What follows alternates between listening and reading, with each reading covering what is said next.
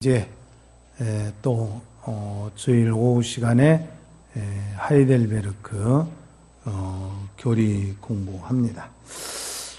지난번에 여러분 이임식 때 그 이임식에 목회자 권면해 준 목사님이 권면해 준 말씀 여러분 기억납니까? 교리와 진리는 다르다 그렇게 말씀을 하시던데 사실은 그게 아닙니다. 따라서 합시다. 교리와 진리는 하나이다. 이게 다른 것이 아니에요. 그러니까 교리에서 깊은 뜻을 맛을 못 본 분은 교리는 딱딱한 거, 교리는 그냥 뭔가 이렇게 늘 남에게 상처 주는 거, 이런 식으로 오해를 많이 하는 경우가 많은데 그게 아니고 원래 교리를 잘 배우면요 정말 진리가 얼마나 귀하다는 것을 깨닫습니다. 하이델베르크 제22주 우리 제목 다 같이 함께 읽도록 합니다. 시작. 부활과 영생에 대한 고백. 여러분 기본적으로 우리는 이 다음에 부활할 것을 이제 우리가 믿어야 됩니다. 여러분 확실히 부활의 소망을 갖기를 소원합니다. 그 다음에 우리는 영원한 생명이 우리에게 약속되어졌다는 것을 오늘 우리가 또 믿으면서 공부하는 것입니다. 하이델베르크 교리문답에서 사도신경을 다루는 것은 사도신경과 하이델베르크 교리는 복음을 바르게 담고 있다. 이걸 증명합니다. 우리가 사도신경의 마지막 고백에 이제 다다르고 있는데 육신의 부활과 영생에 대한 것입니다. 그래서 이 두 가지 역시 성령님께 속한 것이고 성령의 사역에 속한 것이에요. 이 두 가지 고백, 부활과 영생은 이 땅에서 우리의 삶에 매우 중요한 의미를 부여해 줍니다. 어떤 상황 속에서도 정말 절망하지 않고 우리의 갈 길이 어떤 길인가를 분명히 보여주는 것이 이 부활과 영생의 소망입니다. 우리 거기 서론 읽어봅니다. 고린도전서 15장 2절은 너희가 만일 내가 전한 그 말을 굳게 지키고 헛되이 믿지 아니하였으면 그로 말미암아 구원을 받으리라고 했습니다. 이어서 고린도전서 15장 58절을 보면 그러므로 내 사랑하는 형제들아 견실하며 흔들리지 말고 항상 주의 일에 더욱 힘쓰는 자들이 되라. 이는 너희 수고가 주 안에서 헛되지 않은 줄 알미라. 이 두 구절은 우리 신앙의 가치를 확인하게 합니다. 자, 그래서 우리가 이 참 부활, 영생 이게 얼마나 우리에게 큰 소망인가. 그리고 왜 우리가 이 땅에서 살아야 하는가 하는 가치를 확인하게 되는 것입니다. 자, 57문 육신의 부활이 주는 위로에 대해서 한번 공부합니다. 57문 제가 문을 읽겠습니다. 육신의 부활은 당신에게 어떠한 위로를 줍니까?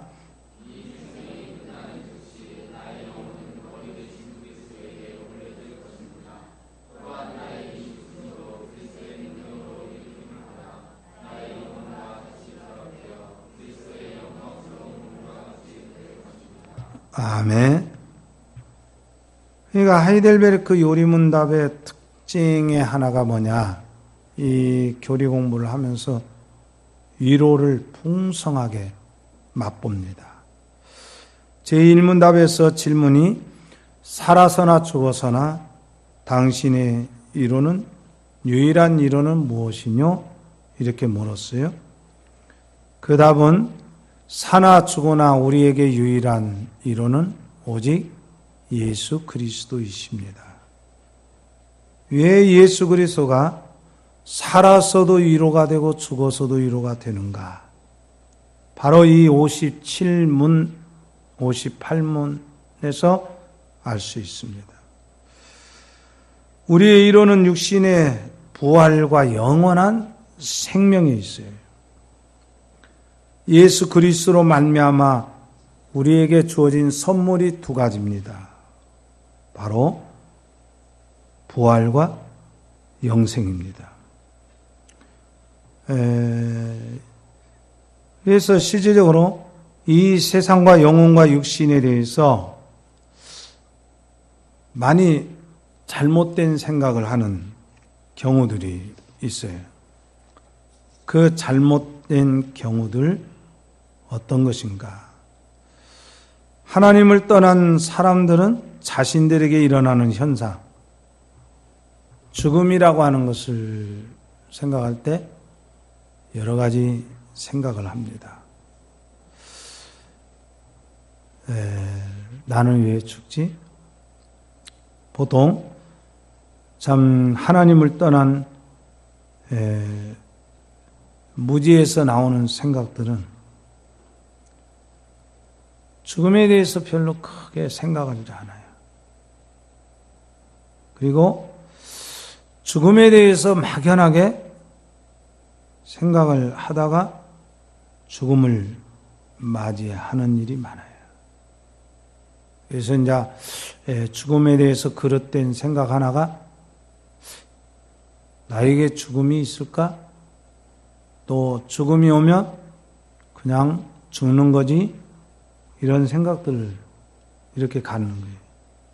그 다음에 죽음 이후에는 어떤 세계가 있는지 여기에 대해서 더 그릇된 생각들이 많아요. 죽으면 소같이 일만 하다가 죽으면 소같이 되고 욕심을 많이 부리면 결국 돼지같이 되고 또 남에게 앙칼지게 못된 짓 하다 보면 뱀이 되고 우리 인간이 사후에 가서 그렇게 여러 가지 모양으로 된다는 그런 불교의 이론들, 그런 이론들을 사람들은 막연히 갖고 있어요. 그러나 실제적으로 왜 이런 생각을 하느냐 하면 죽기는 죽는데 뭔가 모르게 두려움이라는 것이 있어요. 그 두려움이라는 것이 보통 많은 사람들의 일반적인 생각에는 자기의 죗값에 대한 그 보응 이런 걸 떠올려서 생각을 해요.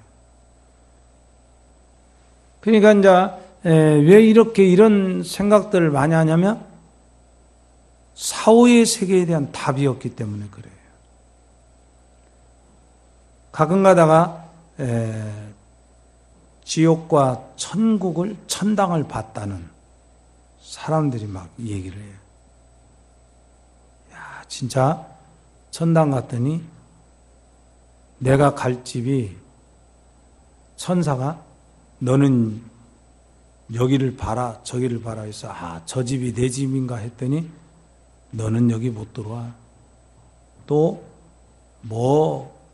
금으로 진 집, 은으로 진 집, 구리로 지은 집, 뭘로 지은 집, 화려하게 지은 집들이 결국 자기 집이 아니고 나중에 자기가 갈 집이 보니까 정말 초라한 개집이래요. 개집. 개가 사는 집에 가더래. 저 안 됩니다. 절대 여기는 아닙니다. 그 몸부림쳐다가 깨어나서 봤더니 자기가 이틀 동안 죽어 있다가 다시 살아났대요. 그래가지고 그걸 책에다가 내가 본 천국 퍼시콜레라고 하는 사람이 한때 그렇게 해가지고 정말 책이 많이 팔렸어요. 나중에 알고 봤더니 미국에서 그게 사기꾼이었답니다. 얼마나 웃긴 얘기예요? 사기꾼이 책 써가지고 돈 벌려고 그걸 꾸며낸 얘기예요. 물론 전남 그 곡성에 있는 모 기도원 원장이었던 장로, 내가 본 천국 갔다 왔다는 얘기 무지하게 많이 하잖아요. 근데 실질적으로 천국에 대한 이야기는 우리는 이렇게만 확신해야 됩니다. 뭐 어떻게 확신하냐면 뭐가 화려하고 뭐 어쩌고 이런 얘기 다 쓰잘데기 없는 얘기예요. 우리 한번 따라 삽시다. 내가 갈 천국은 하나님 면전에서 영원히 찬양하는 곳입니다. 그게 요한계시록에서 보여주는 최고의 천국의 모습이에요. 근데 요한계시록에는 천국의 모습을 상징적인 그림 언어로 많이 표현을 했어요. 그거 같더니 강이 있어 강 가운데로 생명수가 흐르더라. 그리고 강가에 생명나무가 있어 뭐 12달의 생명과일이 번갈아 가면서 계속 맺히더라. 이런 얘기들 하는데 이게 다 그림 언어인 거예요. 그림 언어. 중요한 것은 가끔 이 땅에서 죽었다가 살아났다고 하는 사람들이 혹 있을 수는 있어요. 그런데 하나님께서 왜 그것을 보여줬을까? 그것은 내가 얼마나 연약한 그릇이기에 그걸 보여줄 만큼 말씀과 예수 그리스도의 십자가를 통해서 확신하지 못하니까 연약한 그릇이니까 그걸 보여줘요. 그래도 사랑을 받고 선택받은 사람에게 그렇게라도 한 거예요. 참 하나님이. 자, 그런데 우리가 분명한 것은 천국에 대해서 가르쳐주는 내용들이 성경에 곳곳에 있어요. 그래서 우리는 성경에서 말하는 천국에 대해서만 우리는 생각을 하고 동화처럼 상상의 세계 이런 건 다 부질없는 생각들이에요. 자, 그러면 우리가 한번 부활에 대해서 한번 생각해 봅시다. 첫째로 거기 나오죠. 같이 읽도록 합니다. 첫째로 육신의 부활을 믿지 않는 사람들이 있습니다. 성경에 나오는 사두개인이 그렇고 에피쿠로스 학파도 그렇습니다. 계속 성경 이는 사두개인은 부활도 없고 천사도 없고 영도 없다 하고 바리새인은 있다 함이라. 자, 여러분 봐요. 여러분이 분명히 나는 정말 죽은 다음에 죽음으로 끝나지 않고 부활할 것이다. 이렇게 믿어집니까? 정말 믿어져요? 그 당시 예수님을 괴롭혔고 노마와 야합에서 자기의 종교적인 욕망을 채웠던 사두개인은 원래 지극히 현실주의자입니다. 그러니까 이 사람들을 말할 때 그 철학적인 저기로 말하자면 줄기로 말하자면 경험주의, 그러면 합리주의, 아니면 실존주의 이런 사람들이겠죠. 영적 세계에 대해서 믿지 않아요. 그 사람들은 부활도 없고 천사도 없고 영도 없다. 육신의 벌을. 자, 그래서 거기 한번 쭉 읽어가면서 사두개인들은 시작. 사두개인들은 부활도 없고 천사도 없고 영도 없다. 부활을 믿지 않습니다. 받아들이지 않습니다. 심지어는 영혼도 없다고 얘기합니다. 이런 사람들은 영혼이 불멸한다거나 육신이 부활하는 것을 인정하지 않습니다. 현실 세계만 생각합니다. 에피쿠로스 학파들도 그렇게 생각하는 경향이 있습니다. 그러니까 에피쿠로스 학파들의 사도행전 17장에서 나오는 에피쿠레오 학파들, 이런 사람들인데, 이건 어떤 사람들이냐면 쾌락주의. 그러니까 현실적인 쾌락만 누리면 된다. 이것이 종교의 극치다. 이렇게 주장을 해요. 그러나 그것이 거짓 이론이라는 것은, 그리고 부활은 이미 지났다 주장하는 이들이 있어요. 디모데후서 2장 17, 18절 같이 그들의 말은 악성 종양이 퍼져나간 것 같은데 그 중에 후메네오와 빌레도가 있느니라. 진리에 관하여는 그들이 그릇되었도다. 부활이 이미 지나갔다 하므로 어떤 사람들의 믿음을 무너뜨리느니라. 아멘.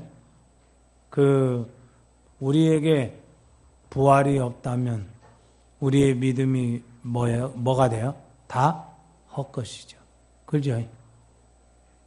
그리고 부활이 없는 신앙생활을 우리가 만약에 이렇게 한다면 우리도 역시 정말 소망 없는 여타의 다른 종교와 다를 바가 없어요. 정말 부활에 대해서 확신을 해야 돼요. 절대 나는 죽음으로 끝나지 않는다. 절망으로 끝나지 않는다. 그 다음에 또 둘 번째로 무슨 설이냐면, 우리 거기 읽도록 합니다. 둘째로 육신 소멸설이 있습니다. 사후세계는 인정하지만 육신은 흙에서 썩으며 그대로 끝이라고 생각하는 사람들이 있습니다. 이들은 영원히 불멸한다는 정도는 생각을 하기도 합니다. 자, 이게 무슨 얘기냐면, 자, 우리가 구원받을 때 영으로 받아요, 육신으로 받아요?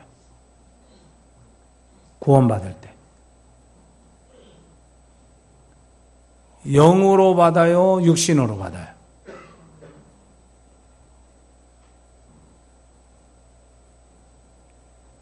이게 이제 설문조사의 한계입니다. 이게 설문조사는 번호만 딱딱 찍으라고 하잖아요. 다 자기들. 근데 실제적으로 이런 거잖아요. 우리는 이런 데서 흔들리지 말아요. 자, 엉덩이가 맞습니까? 방둥이가 맞습니까? 예? 쉽게 말하면 우리는 이런 데서 흔들리지 말아야 돼요. 따라서 합시다. 영도, 몸도 구원받습니다. 영만 구원받는다는 파가 바로 무슨 파냐면 구원파입니다. 구원파는요, 이미 영으로는 완전히 구원받았대요. 육체로 무슨 짓을 해도 다 괜찮대요. 구원파. 그래서 구원파 레파토리 있잖아요. 구원받았습니까? 나한테 새벽에 어떤 분이 새벽 기도를 나오려고 하는데, 다시 딱 그런 거예요. 교회 문 앞에서. 목사님, 구원 받으셨죠? 그러고서. 아, 이 사람 구원파구나. 그래서, 예, 구원 받았습니다. 그랬더니, 목사님, 구원 받았으면 의인이요, 죄인이요? 그래서, 아, 나 의인이라고. 그러면 목사님, 의인으로서 죄 져요, 안 져요? 그러더라고. 그래서 내가 걔들은 뭐라고 대답하기를 원할까요? 예? 죄 짓는다고 하는 말을 이제 원해요. 그래서 나 죄 짓는다고 그랬더니 딱 그 다음 레파토리. 죄 지으면 의인이요, 죄인이요? 의인이요, 죄인이요? 죄 지으면. 걔들이 이제 여기서 결정적인 거예요. 죄 지으면 죄인이라고. 근데 걔들 요구하는 것은 죄인이라는 말이 우리에게서 나오기를 바래요. 왜 나 의인이라고 그랬더니 좀 뭐가 이게 헷갈렸는가 봐, 자기가. 그 말이 거꾸로 나간 게 헷갈려갖고 뭐라고 하려고 하다가 이게 지금 뭐가 이게 지금 레파토리가 흐트러진 거지. 그래서 내가 얼른 물어봤어요. 아니, 선생님 구원 받았어요? 그랬더니 구원 받았대. 의인이요, 죄인이요? 그랬더니 의인이대. 의인이면 죄 져요, 안 져요? 그랬더니 죄 안 짓는데. 여기서 틀려요. 우리는 죄 짓는다고 말하고 거기는 죄 안 짓는다고 말해요. 왜 죄 안 짓는다고 말하는지 아세요? 그들은 한번 영으로 구원받으면 육체로 하는 것들은 그게 무엇이든지 죄가 아니야. 죄 안 짓는데. 그래서 내가 물어봤어. 당신 죄 져야 안 져요? 안 짓는데. 교회 다니면서 이 새벽에 부인한테 거짓말하고 술 먹고 지금 나온 거 아니냐고 그랬더니 그건 자기가 그런 게 아니대. 뭐가 그랬냐고 했더니 육신이 그런 거고 육신은 마귀가 지배를 해서 그런 거지 자기는 안 그런 거대. 옛날에 그렇게 나한테 말했다가 어떤 청년 귓방맹이 한번 맞았어요. 그 소리 나오자마자 내가 귓방맹이를 때렸어요. 그랬더니 왜 때려 그래서 내가 안 때렸어. 마귀가 때렸어. 여러분 그게 얼마나 어설픈 얘기예요? 구원은 사람이 구원받습니다. 사람은 영과 육이 반드시 함께 있어야 사람입니다. 육체만 있으면 그걸 뭐라고 말해?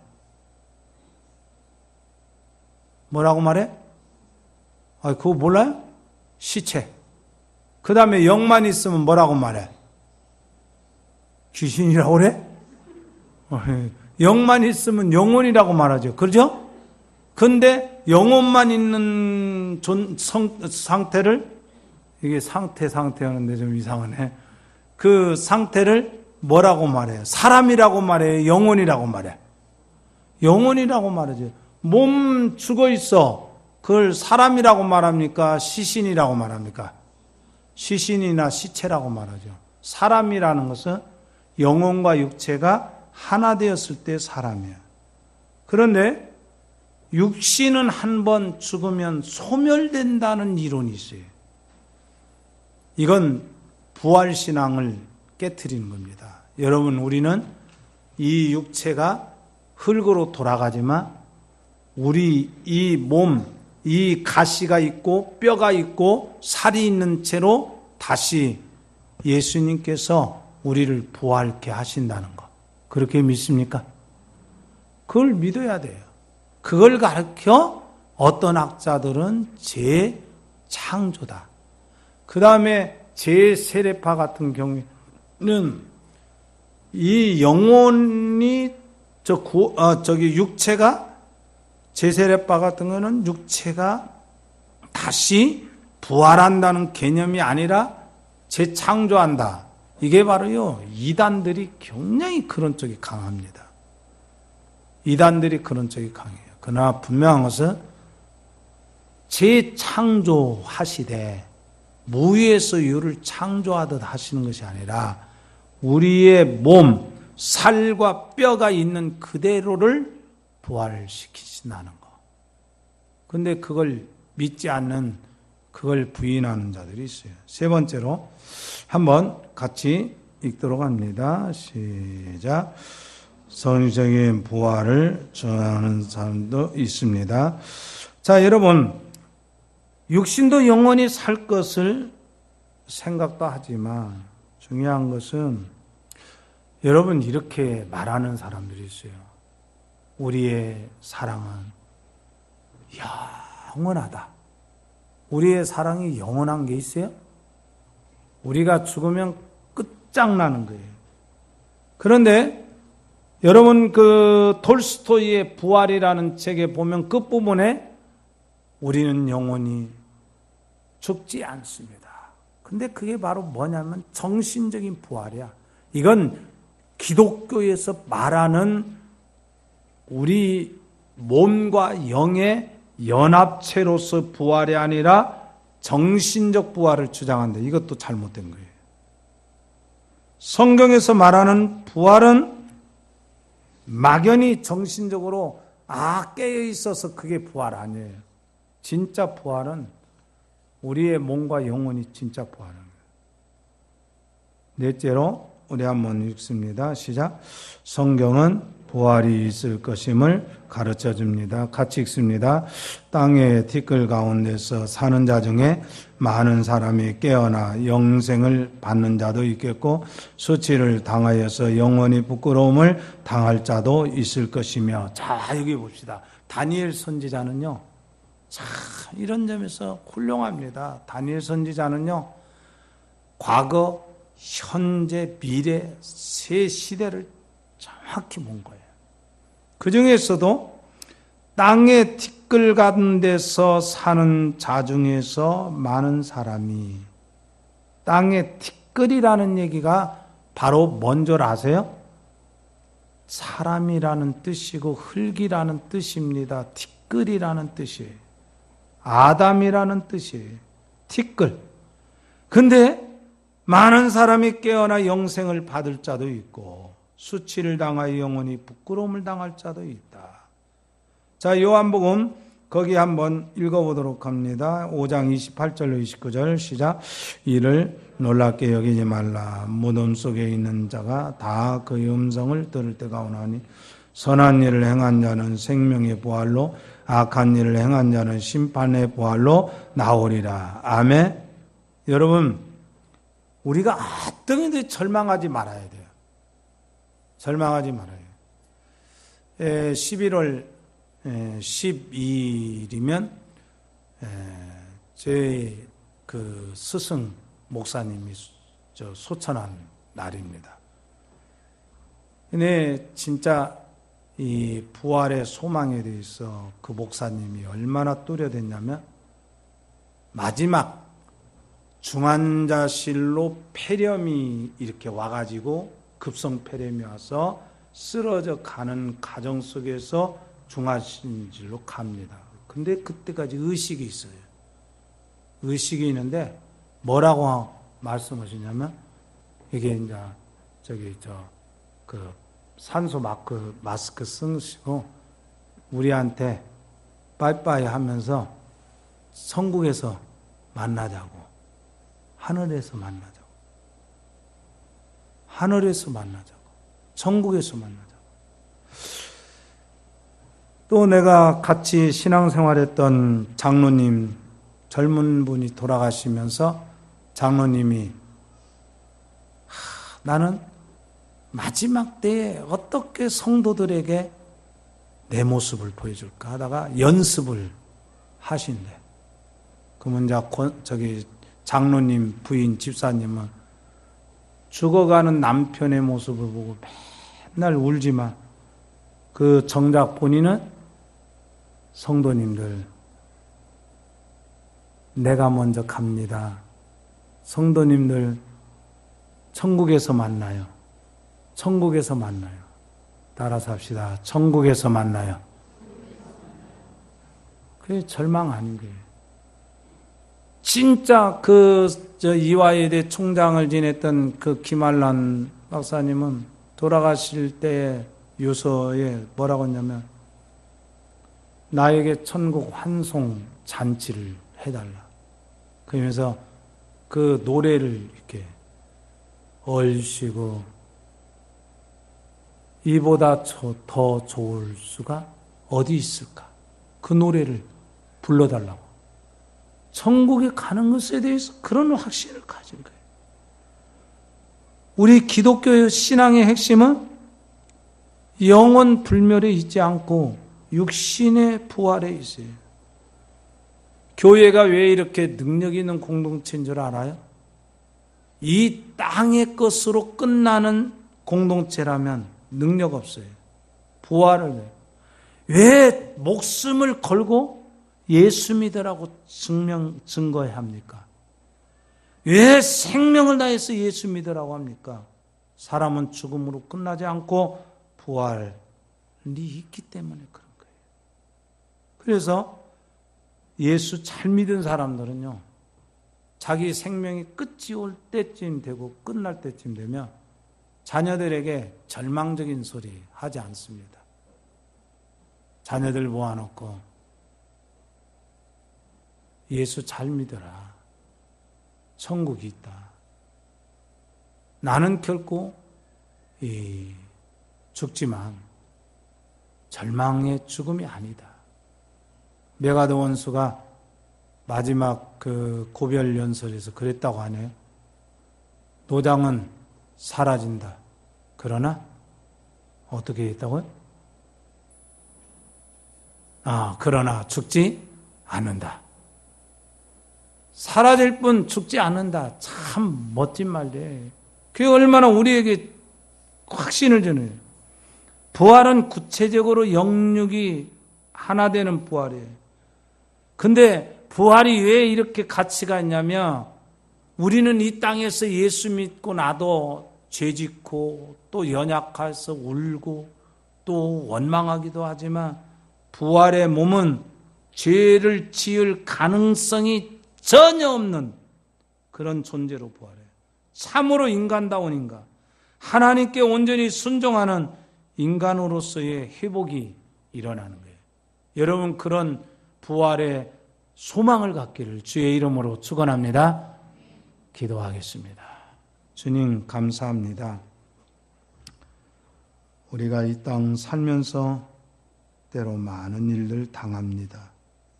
그러나 우리에게는 진정한 소망이 있음을 고백합니다.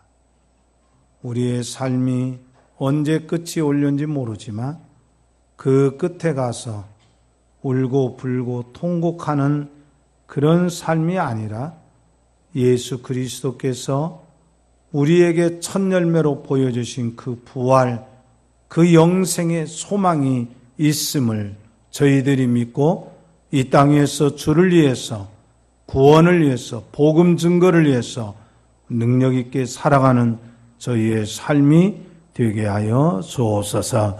다음 주 새생명 축제의 주간입니다.